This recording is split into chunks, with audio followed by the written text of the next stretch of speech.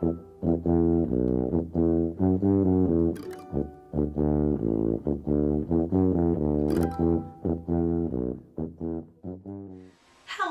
welcome to this week's Moment of Torah with Parsha Tezaveh. My name is Toni Davison Levenberg and I'm the director of Camp Interlaken. I'm so happy to be here with you today from the Teva Wellness Spa to teach you some Torah. This Parsha has an overall theme: service to God and keeping God close to your heart. While this might be a little bit of an abstract concept for us to wrap our head around, Parsha Tezaveh gives us a few concrete examples, and I'm going to share them with you. Before this week's Parsha, we learned about the building of the tabernacle. This Parsha continues with God telling Moses to instruct the Israelites to bring the oil of pure beaten olives for lighting the lamp at the tabernacle. This lamp will be Aaron's responsibility, and they are to burn from evening to mornings at all time. Meanwhile, the priests are to be adorned in special clothing. There are 4 items that they must wear: linen breeches, tunics, sashes, and turbans. The high priest has to wear 4 additional items.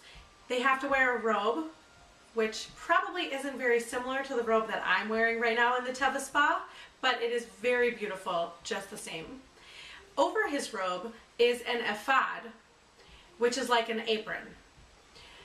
Over that is a breastplate inlaid with precious stones and the names of the 12 tribes of Israel. And then the other special item in the high priest's dress is a gold plate engraved with the words Kodesh LaAdonai, holy to Adonai. This is to be tied with a blue cord to the front of his turban. If you're having a hard time visualizing what Aaron, who is the high priest, looked like when he was dressed, imagine seeing a Torah when you first open the ark and seeing how beautifully dressed it is. And that gives you a good idea of how the high priest was dressed. This kind of reminds me a little bit about how Fridays at Camp Interlaken set us apart from the rest of the week.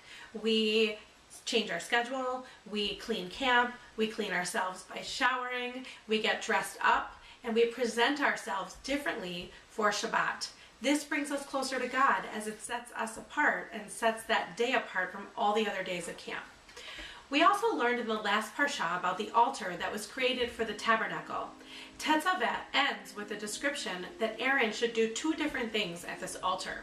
Firstly, he must make an offering on the altar to atone for all of the sins of the Israelites once a year. One may interpret that to represent the offerings given at Yom Kippur, as the Jewish people atone for their sins on that day. Secondly, Aaron is commanded to burn aromatic incense as an offering to God every morning and evening from the altar. It's the notion that one way to communicate with God is that we allow a pleasing aroma to go up to him, kind of like the aroma of this lavender oil that I'm enjoying at the Teva Wellness Spa. As I conclude my moment of Torah, I want you to think about how you connect with God on a daily basis. Whether you're dressing up, whether you're turning on lights to bring the light in, opening your window curtains to welcome daylight, saying the sshamah twice a day, seeing a rainbow, bringing a fragrance candle or incense to life by burning it, or even smelling a delicious meal cooking in your home, or lighting a fire in a fireplace or outside. Your sense of smell is a great way to connect to God and a great way to connect to your memories. It's like the way I feel when I smell a campfire burning outside.